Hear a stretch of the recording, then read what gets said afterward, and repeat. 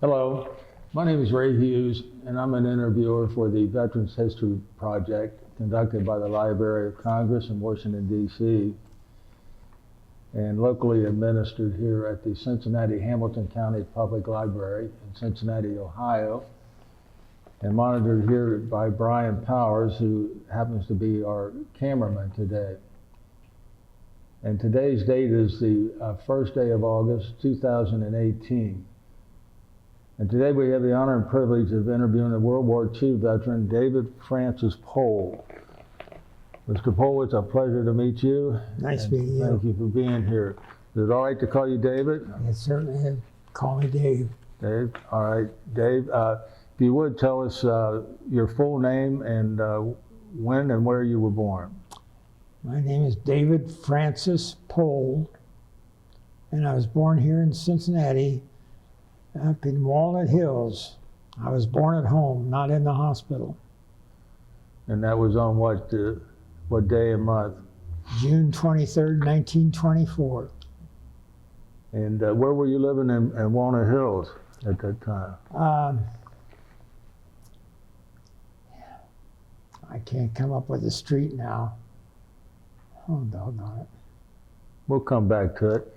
And your father's name? It was Clifford Hugo Pohl. And your mother's name or maiden name? It was Constance Loomis Pohl. And what did your father do for a living, Dave? Well, at the time I was born, he was in the restaurant business that my grandfather had started down here on 5th Street in Cincinnati. Pohl's Cafeteria. Pohl's Cafeteria, 5th Street, Cincinnati? Yes. And after that, that was at the time of the Depression, and he lost his business. And from there, things kind of went downhill for a while, and he finally ended up with his father, Oscar Pohl, as a house painter. I see. And it was mainly in the good months of the year, the warmer months, and isn't that the consequence during the winter months why my family had a little bit rough sledding, especially back during the Depression. But my father had been in the paint business up until 1940, I think it was, around in there. Did your mother work outside the house any? Well, originally she was in the millinery business, and then she went into dressmaking during the Depression to help support our family. And right before the war began for the United States, she went to work for the old Wright Aeronautical plant here in Laughlin, which is now the GE Jet Propulsion Plant. Then the war broke out, but she was in the final assembly line of the engines. She installed the electrical harness, and she worked there from about 1940 till the war ended in 1946, when she was let go. Mm-hmm. And from there she worked at the Natorp Nursery for a while. Yeah. Did you have any brothers and sisters? I have one brother.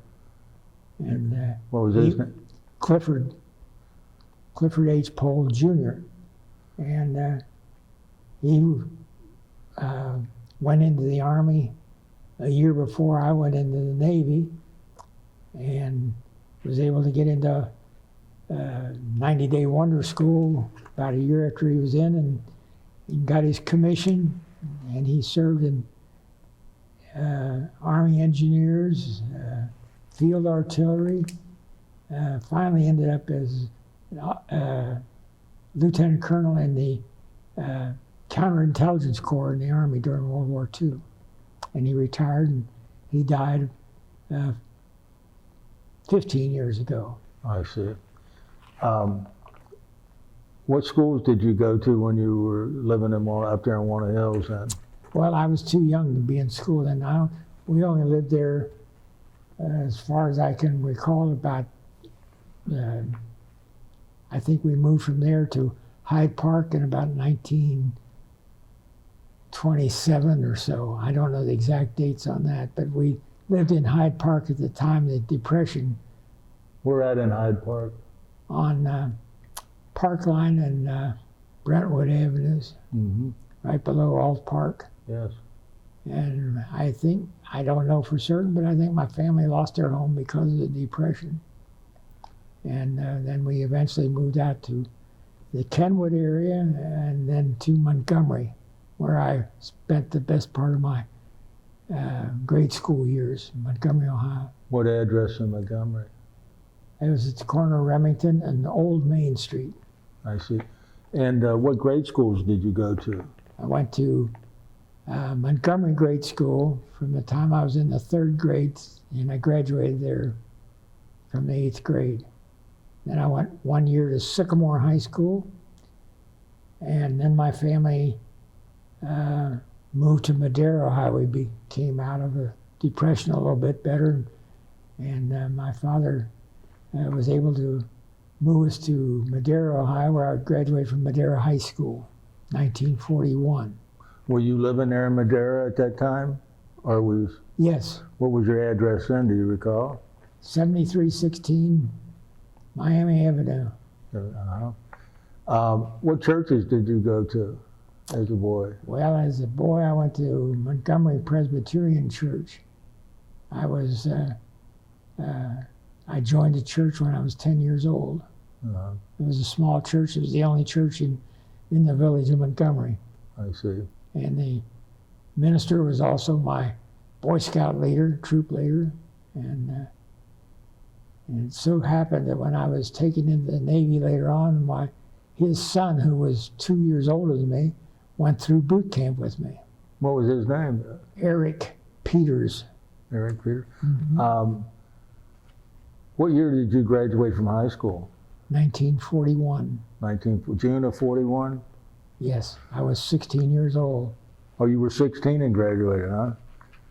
You must have been pretty smart. Did you skip a couple grades? I skipped kindergarten. To be honest with you, at the time, my first year of school, my brother started a year ahead of me. And we were at the old Concord School in Kenwood.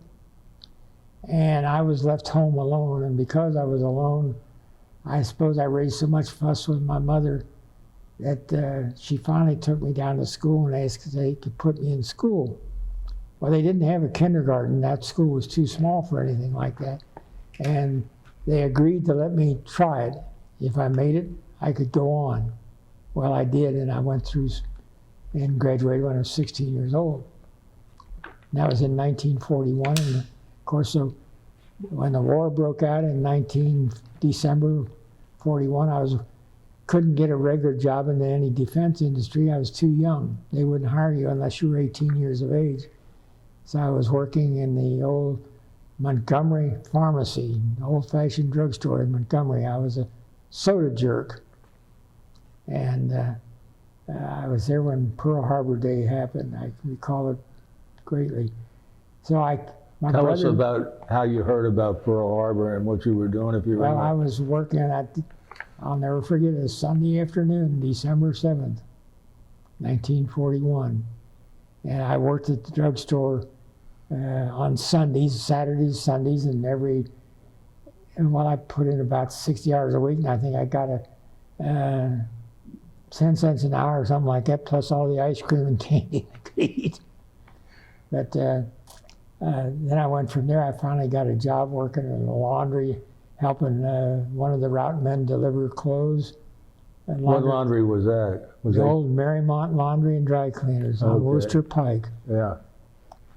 And my mother knew the owner of the company, and so they hired me, and I worked there until I was, until I was 18. I only worked there for a few months. Finally, when I turned 18, I was able to get a job with the Cincinnati Milling Machine Company, which was, of course, a machine tool manufacturer, and I was in the apprentice school. That was my only chance of going to school after high school. We worked 10-hour days and went to night school at UC. I worked there for a little over a year. And then where was that located at? In the suburb of Oakley, which is now it's gone, but that was the largest machine tool manufacturer in the world. In the world, that's right. Yeah, they were a great company, but they had a 4-year training school, an apprentice school. Upon graduation, you became a machinist and could go into a good job with the company. But I put in a year and I think 3 months with them. And then you turned, what, 18? I was 18 when I went to work for them. I turned 19. And by that time, the draft age was being lowered.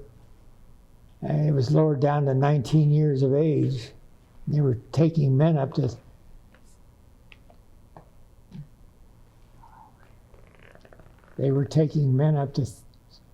37 years old.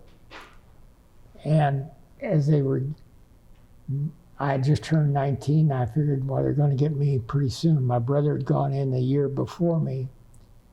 So I went down to try to join the Navy.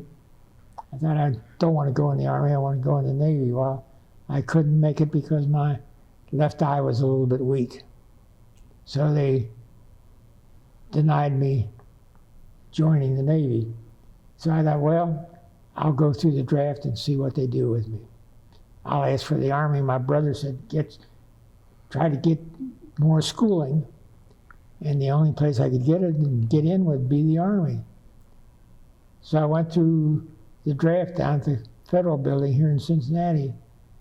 I went through all the examination. When I got to the end of it, the examiner said, well, what do you want, the Army or the Navy? I said, well, give me the Army. I've got more chance of going to school. So he stamped me special assignment. And I said, what's that? He said, you're going into the Seabees. I didn't know what a Seabee was, but I soon found out.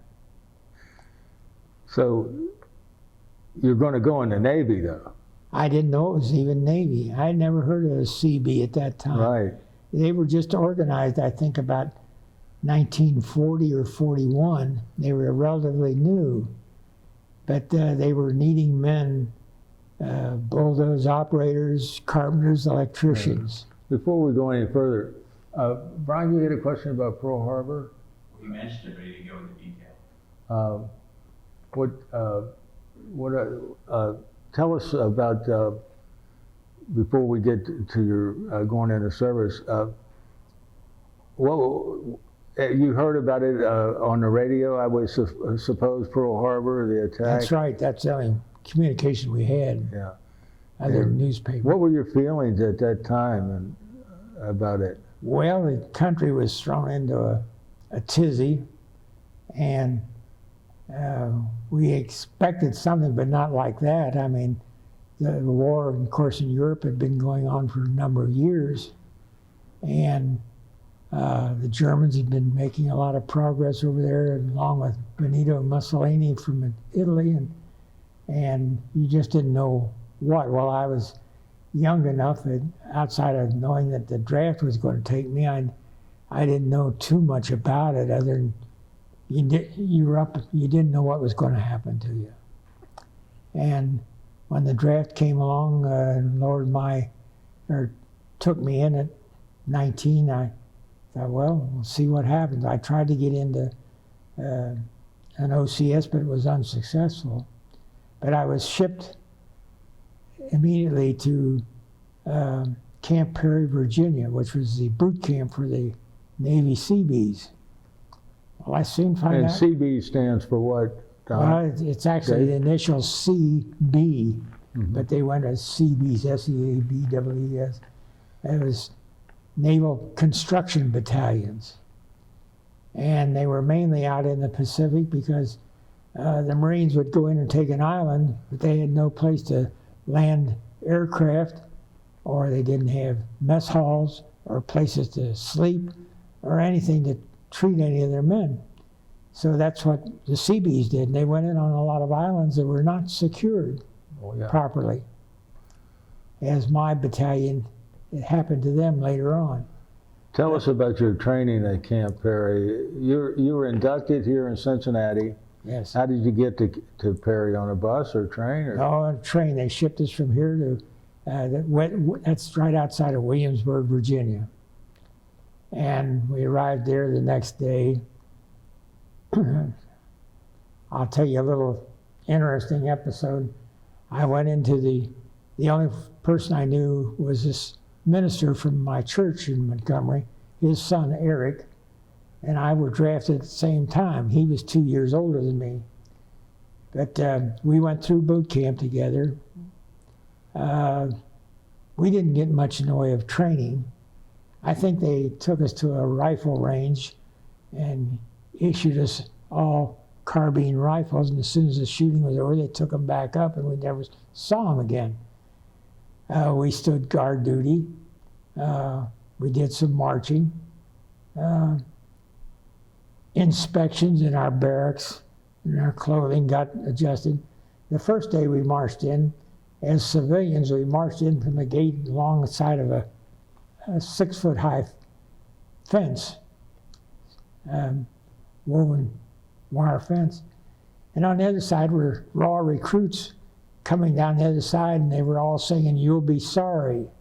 Well, we came in and we all, civilian life, civilian clothes, and they were in their new dungarees and everything, and their heads had been shaved. And they said, "You'll be sorry." Well, we went from there to the barber shop in a Quonset hut, and the barbers in there was probably a half a dozen barbers, and they were all standing in hair up to their knees practically.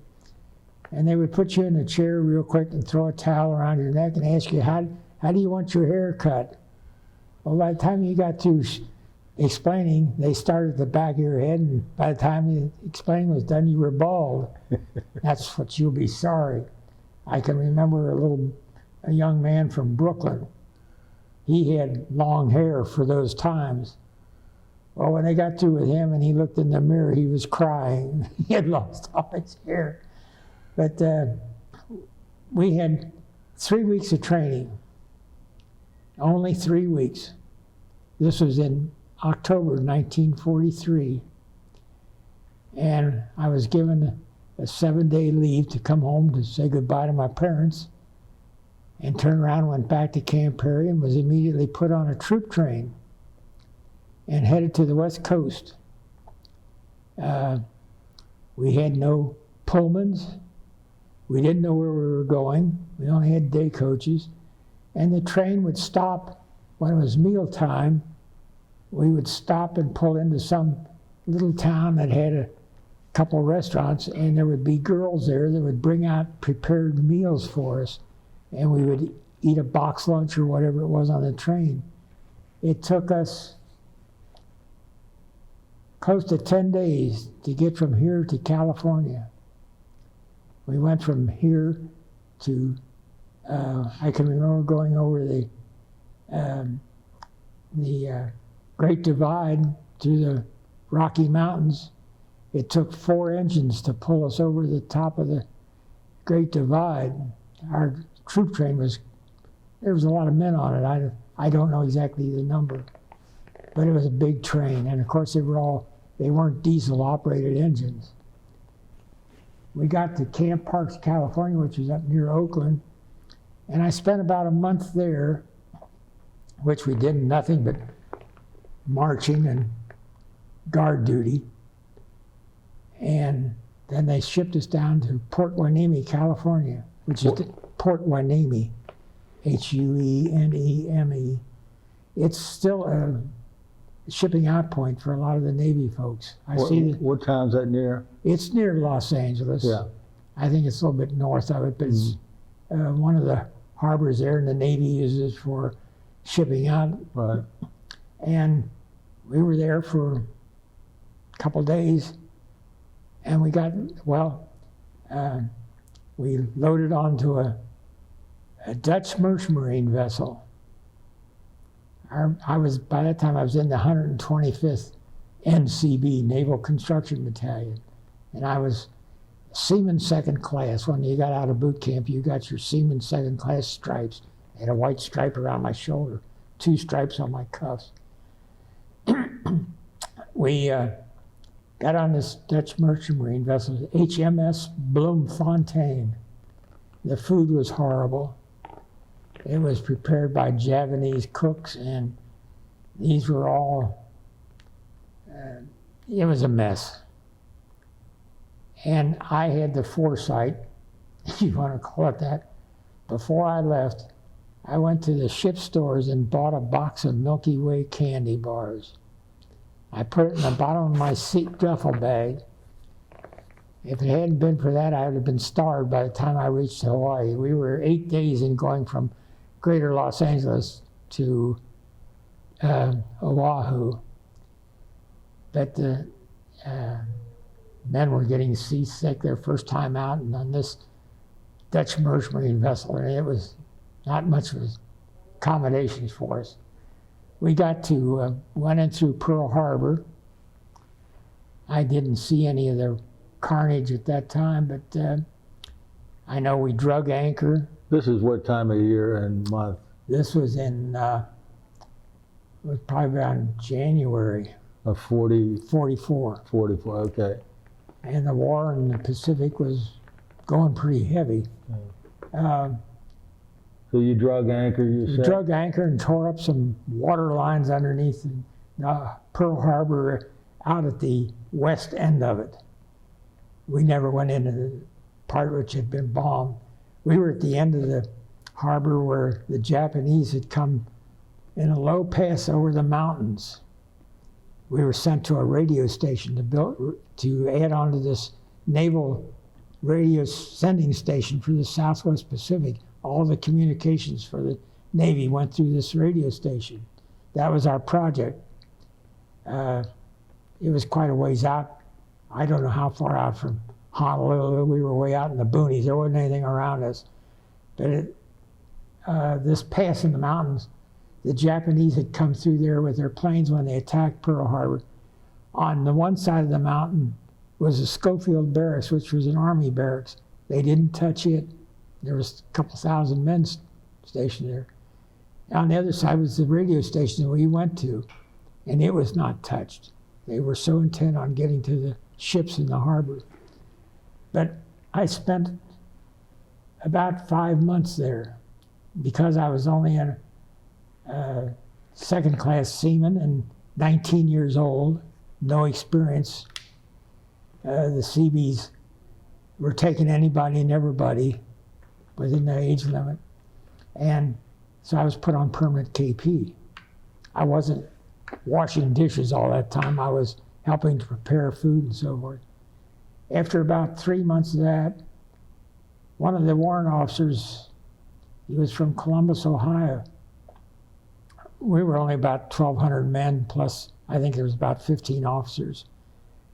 He came in one day and said, "How would you like to serve officers' mess?" They needed somebody to help, and there was only one young Hawaiian boy that they had in there, and they needed somebody to help him.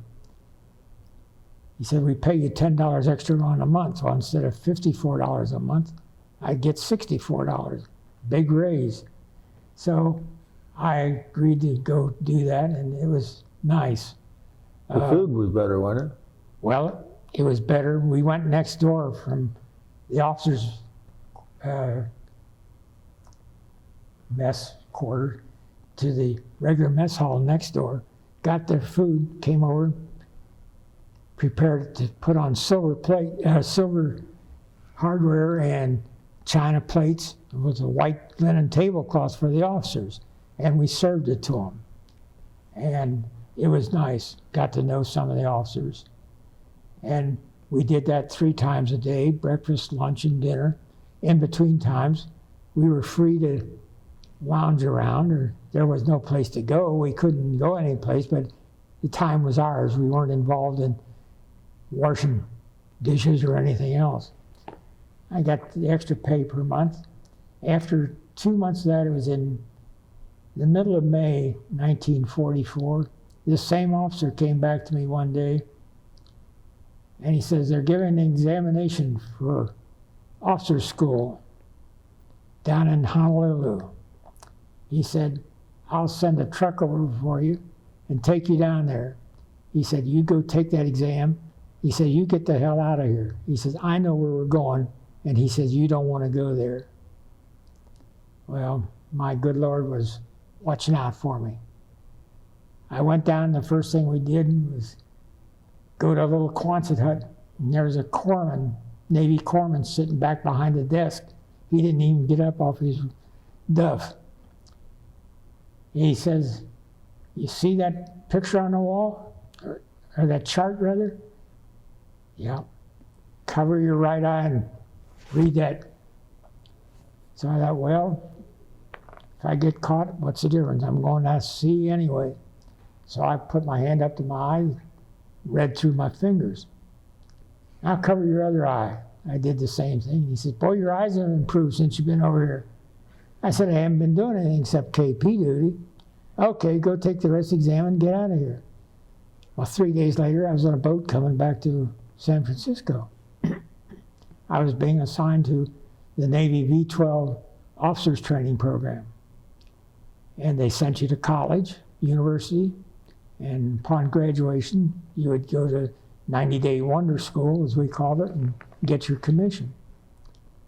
So I didn't know where I was being sent, but I knew I was on the boat coming back, and we were on a troop ship, had about 1,500 men on board, the SS Henry Berg. It was one of these welded aluminum ships built out in Kaiser Shipbuilding out in California during the war. What was the name of the ship again?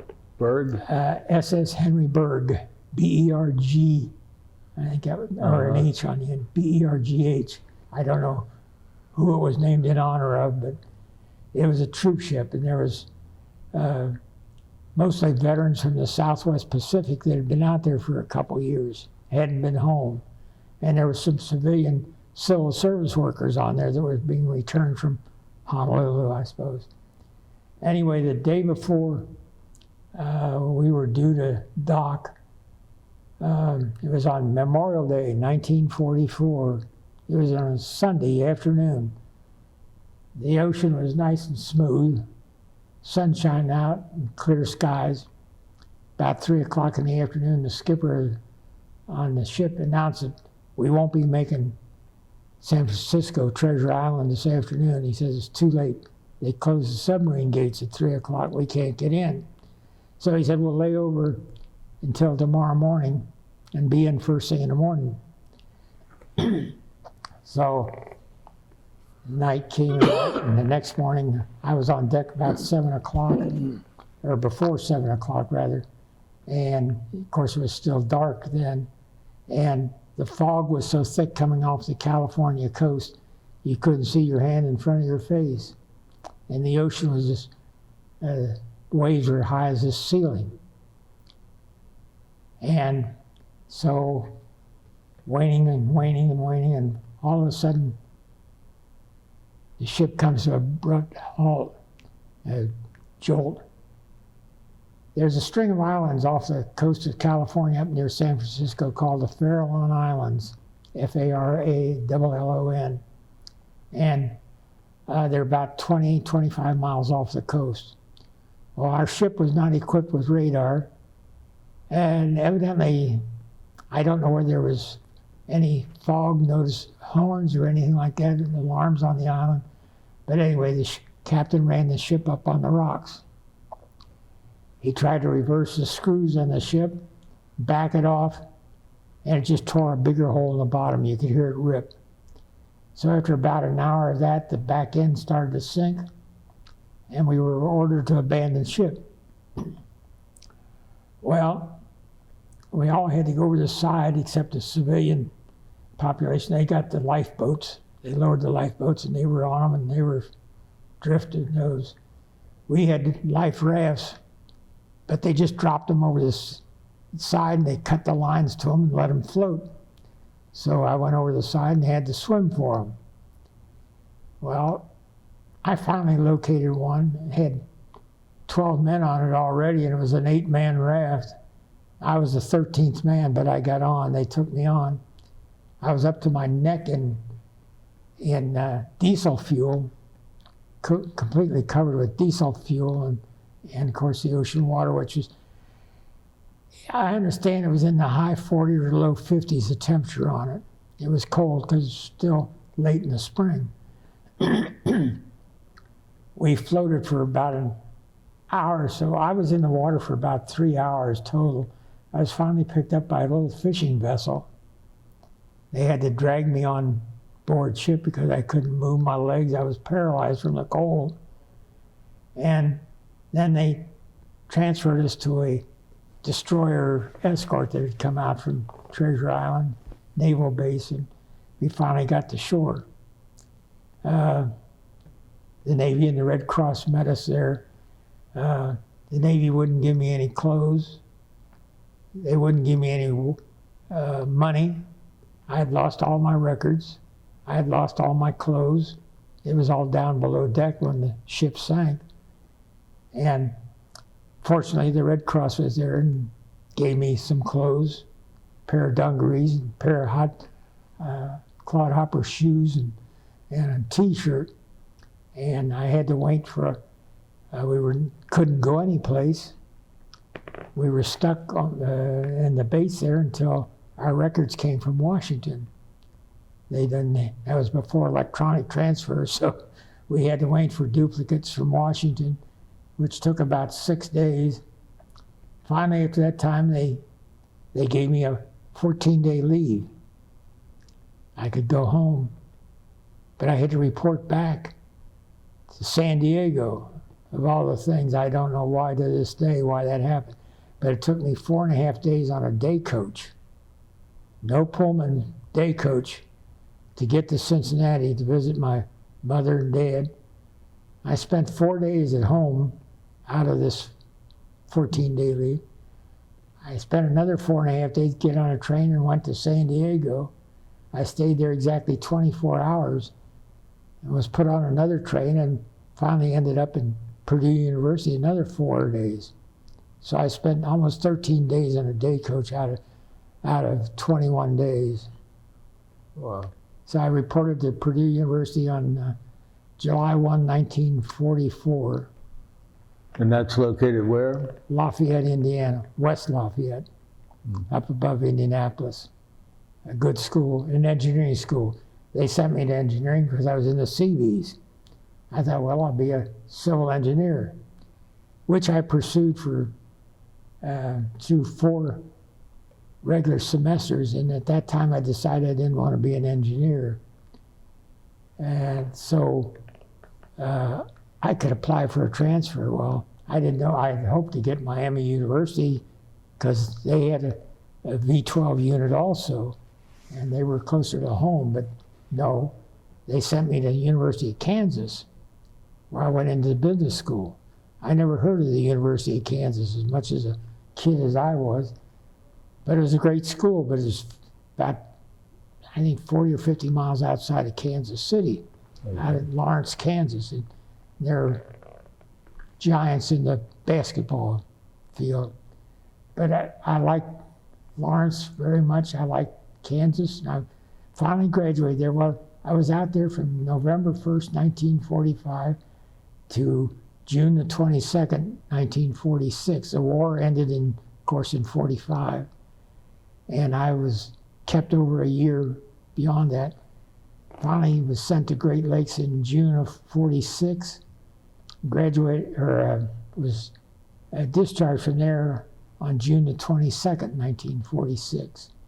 What rank were you then? Well, when I went into the officer training school, I was sent back to an apprentice seaman, back to $50 a month. But and that V-12 school was finally closed into, in late 1945, into the NROTC, which was more common. It had been in existence for a while. So I was an upperclassman, but I didn't get to graduate from there. I came home and got a civilian job, which I was a year late getting home because of the war ending the year before. And had 2 different jobs that were kind of dead-end jobs. And I got married in the meantime, married my sweetheart. And Let me stop you there just for a second before the marriage. This warrant officer that was providentially sent to you, you don't remember his name?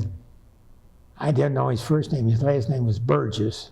He was from Columbus, Ohio. And What happened to your battalion after you were transferred out of it? I later found out that they ended up on Okinawa in 1944-45, preparing for the takeover of Japan. They're one of the islands just south of Japan, across the waters a short ways from Iwo Jima. And I lost several of my good buddies from boot camp that were there. I don't know what would have happened to me, but Providence and my good Lord saw fit for me to come home. Yeah. And You were going to get to your wife now. The young lady that you married, what was her name again? June Firth, Firth. And how long did you know her before the war? There's a story there. Her mother and my mother went to school together here in Cincinnati. They graduated together over at Walnut Hills High School, the old Walnut Hills High School.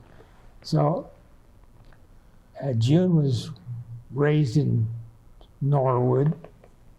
I was raised out in the country. And our families used to visit together, a couple of times a year.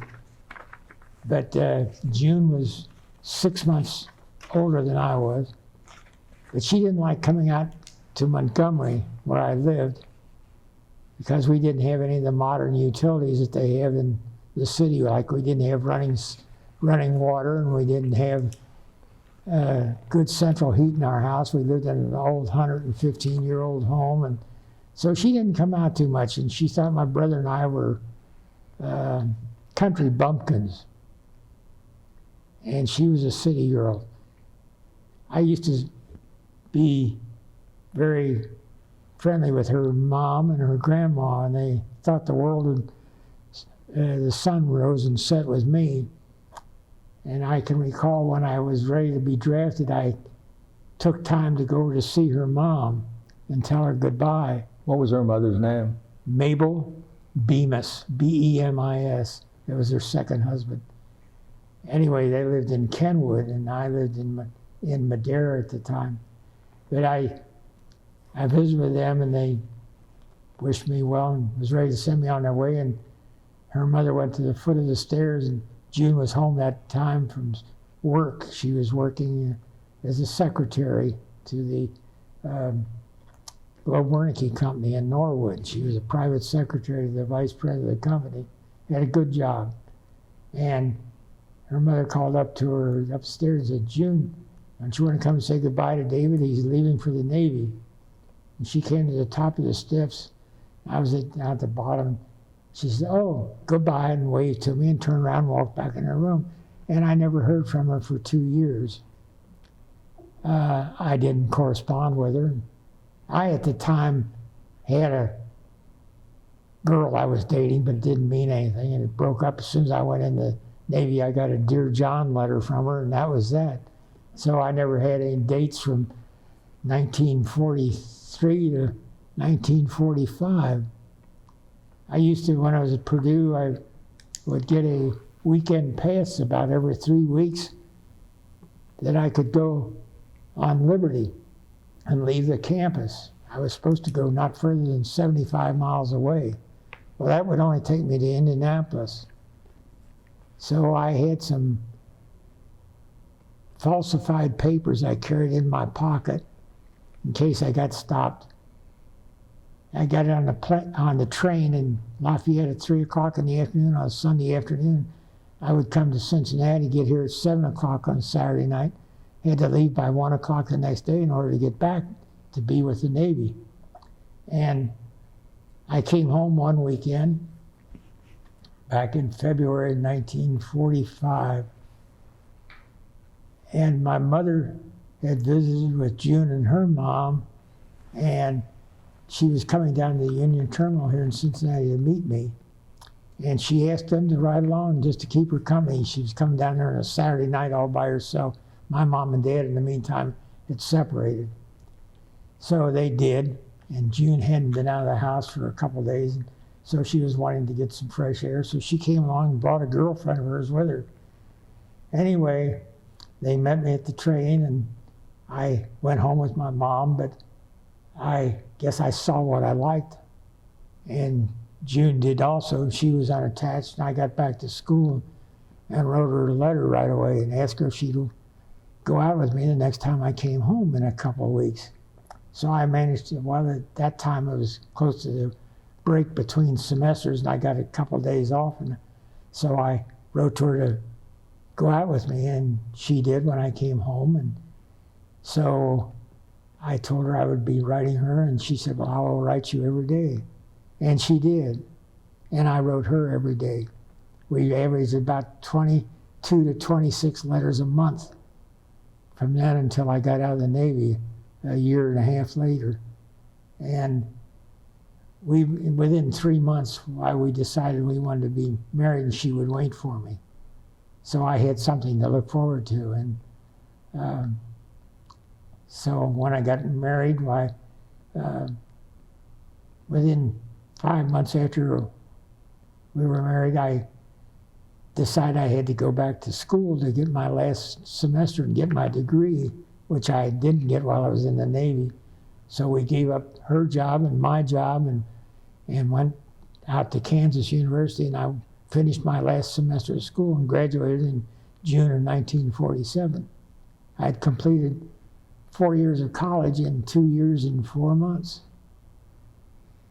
So then What was your degree in? it's in business administration with a major in finance, which is what I thought I wanted to be. I thought I wanted to be a CPA. Well, I applied for it. I was going to take the examination, in fact, while I was still out at Kansas. But the last couple of weeks, I changed my mind. I found out more about it, that they did a lot of traveling and were away from home quite a bit. And I just decided, and June and I decided, that we wanted to be back here in Cincinnati. We didn't want to be apart from each other. So I gave up on that, but went into sales work and have been here ever since. I did traveling, but not for Extended time. extended times. Oh. And we bought a home, and bought a little GI home in 1949, and then 6 years later we built a home. June's father was an architect, well known in Cincinnati in residential architecture, and he designed our home, and I handled the general contractor of it, and we built our own home out in Montgomery. I didn't live it, we sold it after a few years and moved to another location in Montgomery, but the house I built is still standing out there, and it's 62 years old now. Where is it located? On Zigzag Road in Montgomery. Sure. And the houses on either side of it are been torn down, and my little house is still standing there. But and we lived in Montgomery for, well, I lived there almost 60 years. And your children you had, did you have children while you were? Yes, our first child was born in 1950, October 26, 1950. My second one was born on September 4th, 1951. And their names? Nancy and Marcia. I forgot to ask you the date of your marriage to your wife. July 6, 1946. 1946? I've been married 72 years just this past month, if she were still alive. And when did your wife pass away? She passed away on August the 14th of 2004, which is 14 years ago. She came down with Parkinson's disease and eventually took her life. I see. Brian, do you have any questions? Well, I was wondering, you were kind of younger in your class, but did anybody in your school get drafted before you went into the service? Was that happening around you? As far as I know, most of them joined up. I was probably one of the last ones to go because I was a year younger. And as far as I know, I'm the only one left out of my class. I had one friend that was killed early. He was in the Air Force. And I had two others that were in the Army. One was at NCiB beachhead over in Italy that got wounded. And another one was in the Air Force, but he died shortly after the war was over. So I didn't, everyone I knew, and we had a reunion. I coordinated a 50th class reunion in 1991, and we had about 15 or 16 people from my class show up, and with their husband, and we invited a class on either side of us to join us, so we'd had enough people for a decent affair. But I think I'm the only one left. Do you remember much in your community where you were at, like with war rationing and things like that? Yes, I can remember being my parents, my mother was rationed on sugar, and we had to have a coupon to go get, or allowed so much in the way of sugar. I don't recall the quantities anymore, but there were certain things which, of course, not being in the kitchen at that time, I'm not recalled, but there was, I know, mainly sugar rationing and things like that were involved. Gasoline and sugar. Yeah. But my mother, during that time, I only got to see my mother on weekends because she worked at the Wright Aeronautical Plant from 3 in the afternoon till midnight. Didn't get home till 12:30, 1 o'clock. And at that time, and then I was working the Cincinnati milling machine company, and I started to work at 6:30 in the morning and didn't get home till 5 or 6 in the afternoon. So our paths crossed, but we didn't get to see each other until weekend. So that went on until I went into the Navy. I wanted to ask you more about the Cincinnati Mills company. Like, what were your memories of that? That was a huge operation. I mean, well, we had our own school up close to the front of their main factory building on Marburg and I forget the name of the other street. They're all gone now except Marburg. But we were up on the 3rd floor, and we had to spend so many hours in the lathe department, so many hours in the drilling department, so many hours in the heat treating department. And then they would send us down to their foundry, which was a cast iron foundry where they made some of their castings for their machine tools. And it was a total requirement for graduation. We had to have better than 3,000 hours of time spent, of which there was like 700 or 800 in this department and 600 in another. And the foundry, I think I had to spend 1,100 hours, something like that. And it was quite a extensive program they had, and nice graduation, and you got a good job with them when you went there. And they had a superintendent, and they had their instructors that were their department heads. I started out in the drill department. I learned how to run a regular drill press and then a radial drill, and then I went to the lathe department and operating different types of lathes. And then we went to the grinding department where we operated some grinders that the Cincinnati Mill Company made. They were called centerless grinders. I operated one of those. And then I went down to the heat treating department where we cast a lot of things and they heat treated them much. I only did a lot, mostly observation down there. and maybe you mentioned it, but how did you did you have to apply for that, or did you know somebody that helped you? That was a pretty big deal. Yes, one of the supervisors in the apprentice school he was an elderly man. He'd been with the company, I think, somewhere around better than 50 years. He was up in his 70s at that time. But my mother had been a neighbor of he and his family, and in fact, my mother and his daughter went to school together, and so we used him as a recommendation. And my brother, as I say, went in the year before me, and then I was able to go in the following year when I turned 18. And you went through a pretty rugged deal, and then you went to night school at UC, taking engineering, drawing, mathematics, and some of those related courses. And of course you had to keep up with that in order to stay in the school. And you had to get a favorable rating from your foreman on the department that you were in.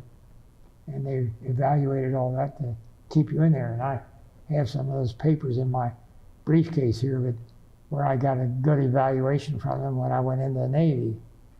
When I came out of the Navy in 1946, as I say, I was late about a year getting home compared to most of the veterans. And I went out to the milling machine company to apply for a job, which I thought they would take me. Well, they said if I'd gone to engineering school, they would take me back, but they had no use for me and couldn't take me back. So I never went back to work for the Cincinnati Milling Machine Company. My first job when I got really out of the Navy, I went to work for the Chevrolet plant in Norwood, Ohio.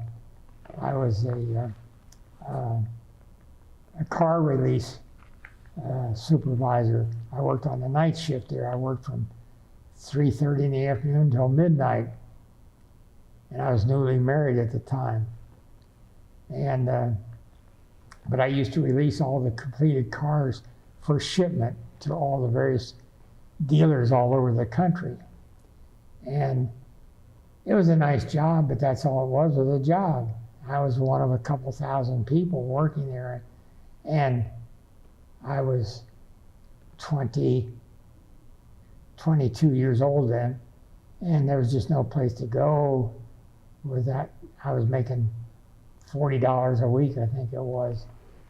So I decided that was no good, and besides, my wife worked more or less across the street almost from Chevrolet plant. She worked up the street at the Global Energy Company. She worked from 8 in the morning until 4 at night, and I worked from 3 in the afternoon until midnight. Globe Work, that was a huge furniture place, wasn't it? Office equipment, yes. File cabinets, desks, and all that type. That had a huge complex, right? They were a block off of Montgomery Road. I used to have to take, while I lived, when we were first married, we couldn't even rent an apartment. My father-in-law was drawing plans for apartment buildings to be built, but as fast as they were being drawn up, new owners bought them, built them, and they'd fill them up with their own children. Most of them were 4-family apartment buildings. So as fast as we had our name in with some builders, but we couldn't get any. They were taken up as fast as, so we lived with June's mother, and for 6 months. But I would go to work. I lived out in Kenwood. I would have to take the Kenwood bus into Kennedy Heights, and I would have to transfer to the Kennedy Heights streetcar to take me down into Norwood. I would have to get off a block up above the Global Energy Company, and I would walk down. This was at 3 o'clock in the afternoon. And June would be up on the 3rd floor. She was secretary to the vice president of the company. She would come to the window and wait for me, and she'd wave to me as I walked by. And that was our greeting for each other. And then I would walk on across Montgomery Road to the Chevrolet plant and work until midnight. And we did that for 3 months, and we said, there's got to be a better way of making a living. So I found a job in the credit department of the Andrew Jurgens Company, clear down on Spring Grove Avenue. And of course, we didn't have an automobile. You couldn't buy an automobile at that time. And I had to take the same bus and streetcar down to Norwood, catch the Norwood cross-county bus to go clear over to Knowlton's Corner and transfer again to a Chase Street trolley bus and go down to the Andrew Jurgens Company. It took me an hour and a half with 3 transfers. I did that for 3 months and said, we got to get my degree so I can get a better job. So I quit my job and she quit her job. We went out to Kansas, and 4 months later I graduated. I immediately came home and got a job with Greiwig as estimator salesman in their industrial painting division. I made $15 more in a week. Where were they located at? Right up here on Reading Road, Near Norwood? close to McMillan Street overpass. Okay, that's On Reading Road, underneath. That's on Wanted Hills, and Yes. yeah. Mm-hmm. You mentioned going out to Kansas. Was that just because it was easier? You couldn't transfer credits? Well, I couldn't transfer credits, and they would accept me immediately, and I didn't get set back. I applied to UC, and they would take me, but they wanted to set me back to a pre-junior. Well, I was in my last semester of school, and that was no good. And Miami University was filled up. Kids that had come home from the Army and Navy and been there for a year, they had priority. I couldn't get in.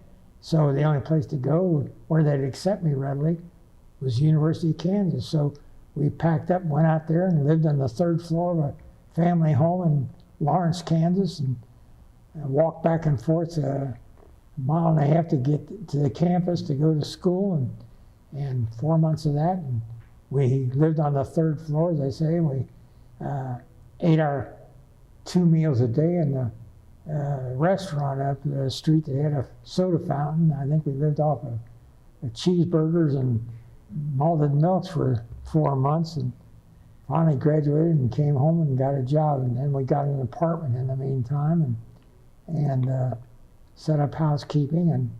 And 2 years later, we bought a little home in Madera. There was a built under the GI loan deal, a little 4-room house. And we lived in there until after the kids were born, a year after that. And I found a lot out in Montgomery. There was a lady and her husband that owned the golf course out in Montgomery. She knew me very well. As a kid, I caddied at her golf course, and I had some regular customers out there that hired me as a caddy. And she gave me any lot that I wanted along Zigzag Road that she would give to me, and I'd pay her back whenever I got the money. So with that, I went and built my own home. And June of 1956, we moved into our own home on Zigzag Road. You mentioned that your wife's father was an architect. Mm-hmm. What was his name? Lee Firth, F-I-R-T-H. He and his brother Wilbur were both architects. They had separate offices later on, but originally they were down here in the old Gwynn building in Cincinnati, and then they went on their own, each one in his own office. And Wilbur Firth later on had his own son in with him, who was an architect. But Lee Firth was by himself, and he got an architectural license before they even gave examinations for it. You had to have so many years as more or less an apprentice. And I think he was only about 17 or 18 when he got his license as an architect, and he served better than 50 years. He was well known, strictly residential, but a lot of the homes in Indiana or in Indian Hill, I can see them still that he built, and he was a great man. Well, I wanted to ask you a couple more questions about your time in the military. Did you know what a CB was before? Never heard of them. I knew not what they were. They were only organized, as I understand it. I've got the complete history at home, and I'd have to review, but they were organized, I think, about 1940. Before the war started, they saw a need for construction, but people to do construction work for them, while their own people didn't have the equipment, weren't trained for it or anything. So they decided to. There was a man, Admiral, I can't think of his name now. But anyway, he was the one that was behind all organizing the Seabees. He evidently had been in the construction business. and he organized them. And they had a slogan. Well, I've got one on my hat of a little bee, and he has a carbine rifle in his hand, and he's carrying a hammer and a saw, and we build what we fight for what we build, or something like that was their slogan. And they did a great job because they built on a lot of islands, as I said before, that were not secured by the Marines. And they went in there and they got hit severely and lost a lot of men, but they persisted and built these bases. Okinawa was one of them, and they were over on Iwo Jima, and they were on all the islands out in the Pacific. They were a great organization. They're sort of unsung heroes of World War II. Yes, they still exist. Yes. They've done some in all this over in Europe, but you just don't hear about them. But they were a great organization. I don't know how many 100,000 were in them, but at the day I went in drafted, they were taking 1,000 men a day were being drafted into the Seabees. And we had 3 weeks of boot camp. Did they train you on any heavy equipment or anything of that nature? No, because I didn't have any background for it, so I was KP. But they had to have those too. So Yes, yeah. I served my time there, but no, they had the equipment, but I never saw any of it and wasn't trained for any of it. But I've got a book on the Seabees at home that, well, it mentions the battalion I was in, which was the 125th Naval Construction Battalion, and it was over on Okinawa, 1944 and 45. What kind of ship were you on when you were out there? Well, I came back in a troop ship, which was one of these welded ships built by the Henry Kaiser. Henry Kaiser out there in California, I think San Francisco or someplace around there. But they were all welded ships. And I mean, it was fine, but it just, I don't know whether it didn't have the armor plating on it, and it wasn't built for, it was built for quick troop transport, and that's all it was. Had no armaments on it whatsoever.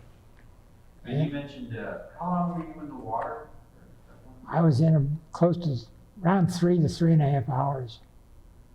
And did you just have like a life preserver to stay afloat? Or did you... We had a life preservers. Unfortunately, they had been laid upon, sat upon for so long that you dropped them in the water and they just sank. They were no good to us, but I had one. So you were a decent swimmer? Yes, fortunately, I was first-class swimmer in the Boy Scouts. So I had my swimming merit badge, and that stood me in good stead. But I was coated with diesel oil, and which protected me to a certain extent. How's that? Well, it kept some of the salt water away from me. In fact, I was able to save my wristwatch at that time. My mother had bought me a good Elgin wristwatch, and it got coated with oil, but it kept the water out of it. And my billfold, which was in my hip pocket, was underwater, but it was okay. I could salvage the papers out of it. And it was quite an ordeal. So what was kind of going through your head for those hours? You were just trying to stay afloat? Just mainly trying to stay afloat and hope somebody got to me. And as I say, I was picked up by a little fishing vessel and hauled aboard on it. I don't know how many with or what. I was too busy trying to fight for my life. And we were taken to through the San Francisco Bay Bridge, the Golden Gate Bridge, past San Quentin Island and on to Treasure Island Naval Base. And I was there for a week. Well, you mentioned that you were somewhat paralyzed. You couldn't move your leg? Well, from the waist down, I mean, I was just with the cold water, I just couldn't move. But after they got me warmed up and everything and cleaned me up and I got rid of those oil-soaked clothes, then I warmed up and I was all right afterwards. But they wouldn't let us go anyplace. We sat for a week and couldn't do a thing. We couldn't go on liberty. We had no money. We lost our records. And they didn't know who I was or what I was or my background, and other than what you told them, but it had to come from Washington. So we had to wait. I think it was about 6 days before, through the telegraph, Western Union, they got copies of my orders. Where were you put up at during that time? It was a barracks of some type, Navy barracks. I mean, the Navy fed us and everything, but they couldn't pay us because we had nothing that they could charge it to. And they wouldn't give us any clothes also because they had no records to charge it to. And without that, you were nothing. Yeah. And I got fed, and we got clothes from the Red Cross. Do you remember where you were when you heard about the atomic bomb being dropped? Well, I was out in University of Kansas, going to school. We had the professors. I was in the engineering courses, and I remember a couple of my professors who were teaching engineering courses. They didn't know how to explain it exactly. I mean, it was all new to them too. They weren't atomic trained or anything like that, and they didn't even know what it was. For the most part, they had no way of explaining it.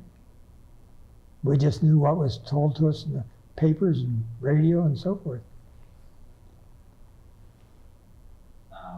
And did you keep in touch with any of the guys you served with, or anybody that you were in with? I did for a couple of years. I had one friend, and he was in my junior year in college. He was transferred, and he went to the University of Virginia. And after we both graduated, I never heard from him anymore. Do they have any reunions, the 125th? Not that I know of. I was only in it for 6, 7 months, something like that. So they had no real organization, but they did stay together. And I don't know. I just know that I lost a couple friends over there that I had gone through 3 weeks of boot camp with. One was a little Polish boy from Baltimore. I'll never forget his name. His name was Eugenus Stanislaus Plasianik. He was strictly a Polak. We used to tease him about his name. And I had a David Phillips. He was from Des Moines, Iowa. But we all ended up over in Camp Perry, Virginia. I mean, but they were coming in there 1,000 men a day, as you can imagine. Yeah. 1,000 men a day. And from all over America and all crafts and trades and everything else. Nobody knew anything. Before the interview, we were talking about how you're in the Sons of the American Revolution. Yes. Was that something that you got interested because you were in the military, or how did that come about, that interest in your ancestry? Well, my mother, years before, back in the 30s, had knew all about it. She was proud of her relatives and so forth. And I don't know what part, maybe her father, he was an attorney, Stephen Loomis. And whether she got interested in it that way, I don't know. But anyway, she traced her lineage. You had to trace that back and submit it for approval before you could join. I don't know who encouraged her or what, but she finally got approved, and she became head of the regent of the DAR and the Marymount chapter early in its organization. And she loved the DAR, and I think they probably were having some problems with the organization later on. And I believe she transferred to the Simon Kenton or was affiliated somehow with over in Kentucky when she died. And of course, when she died, she was living in Kentucky. Where at? Oh, wait a minute. No, I'm sorry. She had relatives, cousins that lived over there. but she was living up in Mount Washington when she died. I'm sorry on that. Yeah. But DAR was very important to her, and we had an ancestor, he was Moses Loomis. It was in the Revolutionary War. We traced back to Moses Loomis, and he fought in the war, and that was, of course, my mother's father was a Loomis. Mm-hmm. And it was through the Loomis family that we got into the Revolutionary War. How do you get interested in it? Well, How did that happen? Well, knowing my mother would always encourage me, you ought to go into the Sons of the American Revolution. And I put it off because, well, there was the money involved and the time and everything else. And my brother became a lieutenant colonel in the Army, and he was in the counterintelligence corps, and he was very interested in anything like that. And so he joined, and he eventually became, after he retired from the Army, which was about 1970, I think, 1969 or 70, he retired as a lieutenant colonel. And he went to work for the state of Ohio, but he delved into this genealogy bit and got bitten by the genealogy bug and pursued it and did a lot more with it. And as I say, we got traced clear back to England, to the signers of the Magna Carta in 1215 AD, and which I have a plaque on my wall. I'm an honorary member of the Somerset chapter, the signers of the Magna Carta. And then he went on and traced it on back to Charlemagne in 740 AD. So I have all that lineage, which is being, well, my girls have copies of it all too. So it's being transferred down. Both my daughters are members of the DAR, although they're not active, but they belong to it. Have you traveled much? Have you ever gone back to any of the battlefields that any of your ancestors No. fought in or anything? Did you take it that far?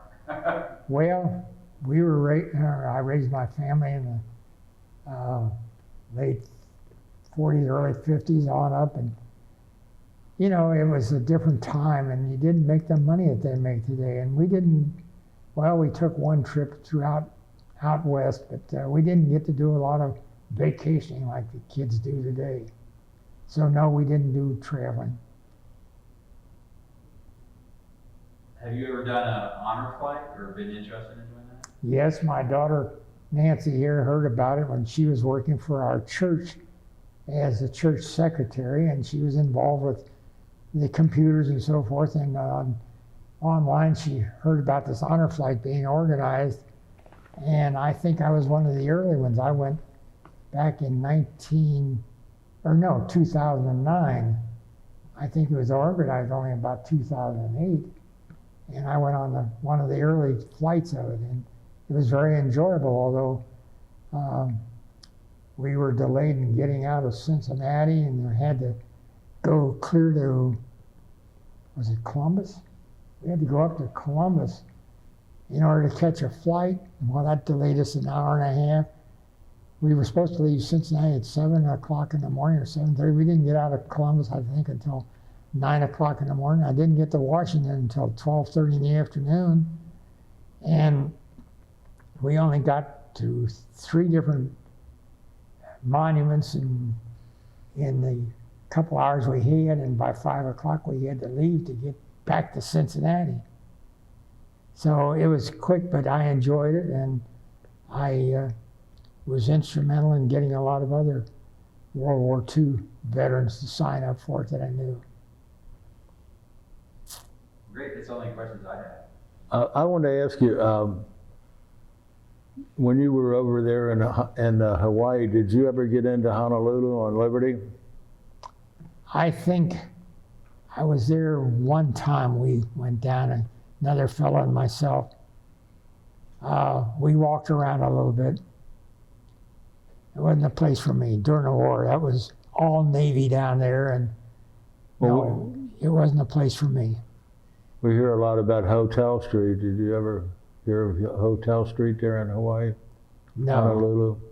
No. Well, you were Navy anyway. Well, I know, but I was a Seabees, and I was from out on the other side of the island. We didn't get liberty to go into Honolulu. I see. I mean, you had to be I think I got in roughly the 5 months that I was over there, I only took liberty one time. Oh, is that right? Yeah. It was too hard to get in there. There wasn't any public transportation out where we were, and you just couldn't get there. Did you ever get down to Pearl Harbor itself where the attack took place? Not while I was in the service. My younger daughter, Nancy's sister, when she was in college, was able to join the Navy Nurse Corps. And after she graduated, she went to California, and my wife and she went over to Hawaii one year for a week or so, and June and I were able to go out to Pearl Harbor and visit around. It was very inspirational. I can imagine. Usually when we're talking to World War II veterans at about the end of the interview, I always like to ask them about their feelings then of the atomic bomb and what they feel now. Have their feelings changed about the use of the two atomic bombs? It's a completely different world, and it disturbs me. I mean, the atomic bomb, we only dropped the what was it, 2 of them. Mm-hmm. But it helped terminate the war real quick. What I saw and heard of the Japanese when I was out in the Pacific, it was a very serious threat to us. I've been surprised and very pleased that there's so many, that the Japanese have become good allies of ours. I know some Japanese people where I work and have become friends with some, but I'm glad we didn't have to go through it here. I hope we never will. It disturbs me what between Iran and North Korea. I don't like the sounds of things. You just hate what I know of what happened over at Hiroshima and Nagasaki. Oh, it was horrible. Yeah. Fortunately, I didn't have to go through it, but I can't imagine being there when something like that happened. I hope we don't have to go through it. I wish the atomic bomb never existed, frankly, other than we were in a war, a horrible war. People today don't realize that there was 16 million men under arms during the war. We talk about 100,000 or so now, but we had 16 million people in uniform. And that's unheard of, but it's, I hope no one, well, I have a grandson in the Navy now. My daughter's son, he's over in Norfolk, Virginia. He's been in, 6, 7 years? And he's probably going to stay in. He likes it very much, and it's a good living for him. Yeah. I hope he doesn't get involved like anything like an atomic bomb. Yeah. I hope we never see it, but I don't know.